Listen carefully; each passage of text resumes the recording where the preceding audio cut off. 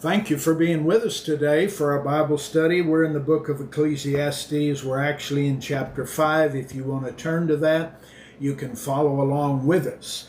I'm Fred Davis, pastor of the Mending Fences Cowboy Church that meets at Starstruck Farm on Highway 109. We meet at 10 o'clock on Sunday mornings there. We have a great time as we come together to worship the Lord, and if you're not actively involved in the church, we'd invite you to come and participate, and you'd enjoy the fellowship of our people, I know. But it's just a great time, and I know you'd be blessed by coming. So if it's possible for you to do that, we would look forward to seeing you in our services. I want to share with you from Ecclesiastes chapter 5, but Ecclesiastes was written by Solomon. He was considered the wealthiest man that ever lived and the wisest man that ever lived. He sets out in this book to figure out the meaning of life. So he evaluates situations to determine if that situation can give to us the meaning of life.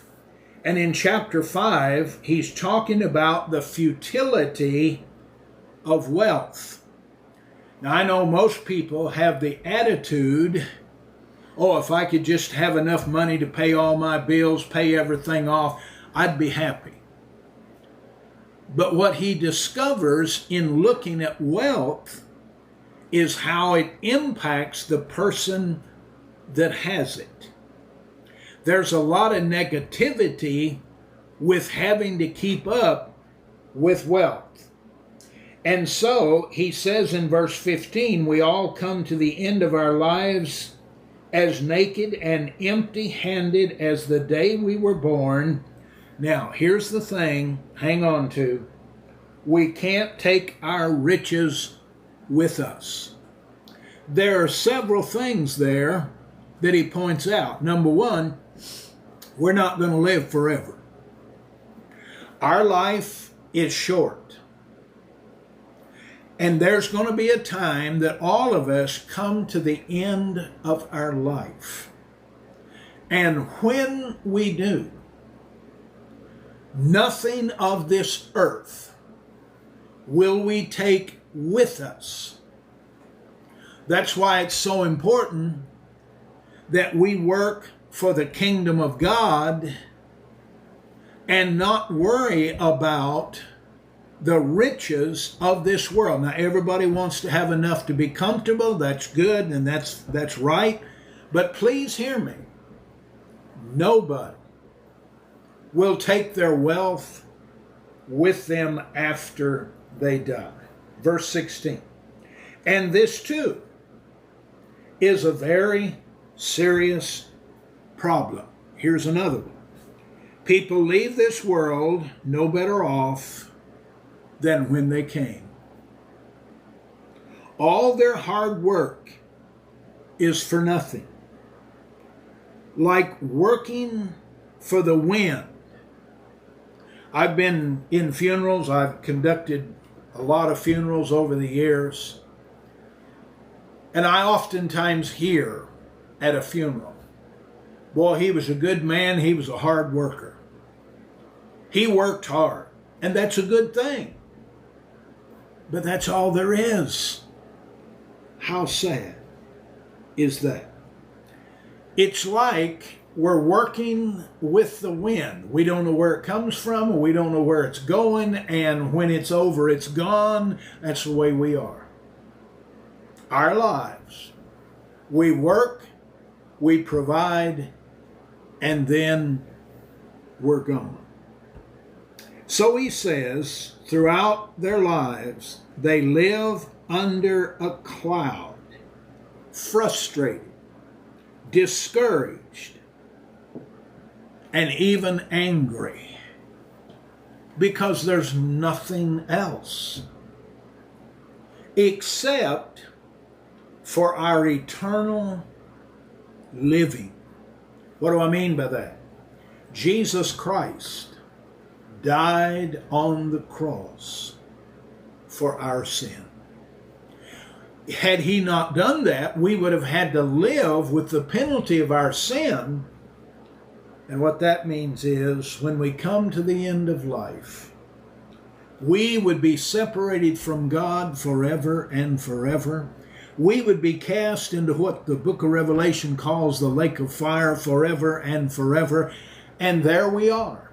That is our existence.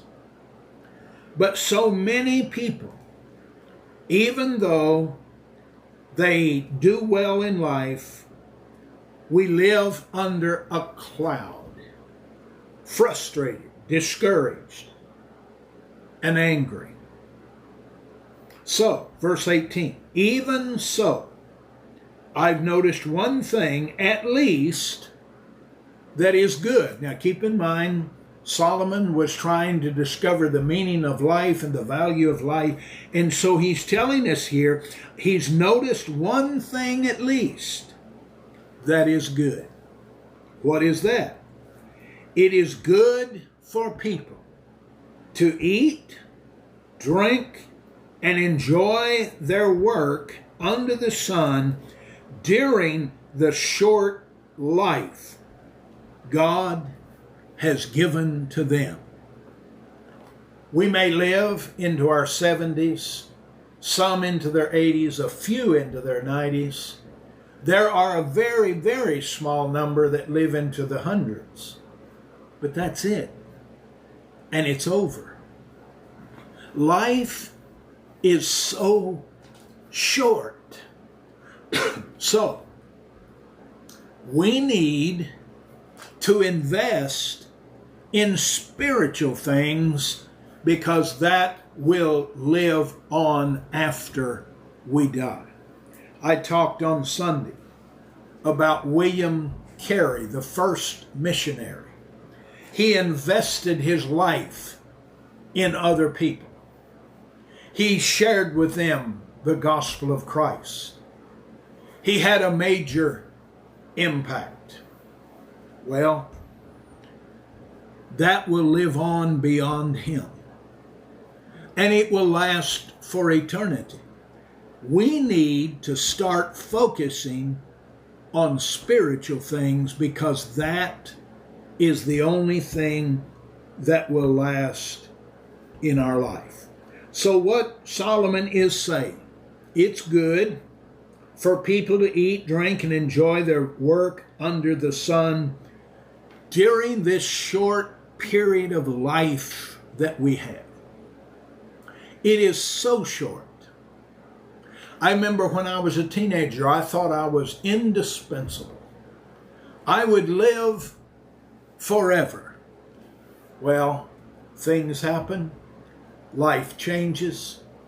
We get hit. Things come into our life that we didn't realize was going to happen. And then all of a sudden, we come to the end of the way. So, he goes on to say, and to accept their lot in life. In other words, there is the key. Accept your position in life. Be happy with what God has given to you.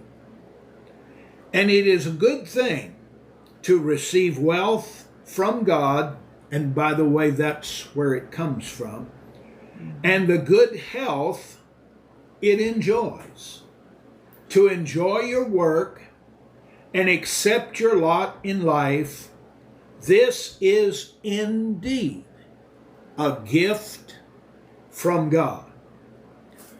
God is the supplier.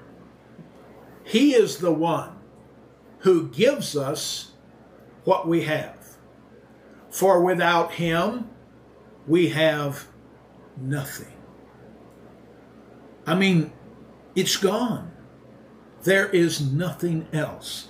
Without the gift that God gives to us, it's like living under a cloud, and we cannot see beyond the clouds.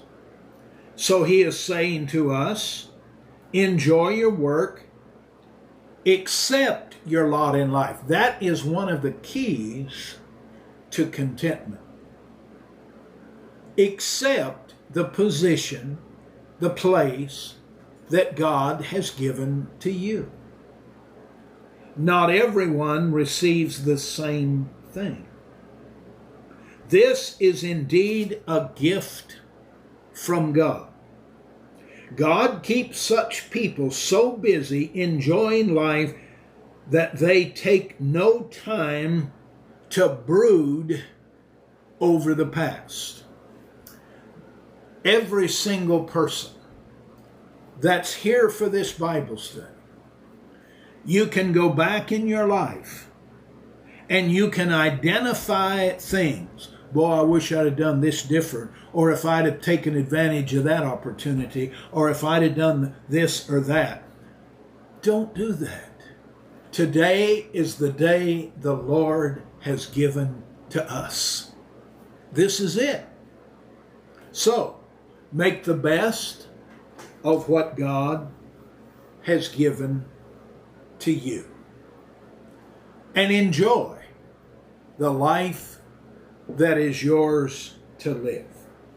We're going to come now to chapter 6, and we're going to look at the first verse. There is another serious tragedy I have seen under the sun.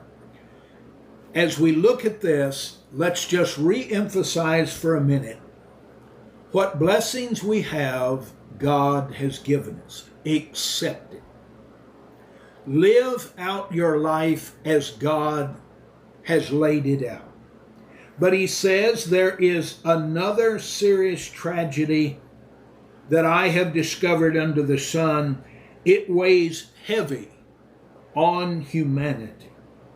God gives some people great wealth and honor and everything they could ever want, but then he doesn't give them the chance to enjoy these things. And it's true. Life is so short. I have preached the funerals of so many people that were young. A tragedy came. They maybe were killed in an accident, or even young people get cancer and die. And what he's saying is that they don't live long enough to enjoy these things. They die. And someone else, even a stranger, ends up enjoying their wealth. Why is that the case? Because wealth is something you cannot cling to and keep. It's impossible. It will be taken from you. We need to realize. Here's what he says. This is all meaningless. A sickening tragedy. A man might have 100 children and live to be old. But if he finds no satisfaction in life, doesn't even getting a decent burial, it would have been better for him to not have been born or born dead. Because we focus around the purpose of life as to the accumulation of wealth. And we should not do that. He said it would have been better had he been born dead. His birth would have been meaningless, and he would have ended in darkness. He wouldn't even have a name, and he would never have been seen the sun or known its existence. So, life can be the accumulation of sadness and darkness and sorrow. Accept what God has given to you. We thank you for being with us today. We hope that you will think about these things, give thought to them. We'll look forward to seeing you again at our next Bible study together as we look at the book of Ecclesiastes.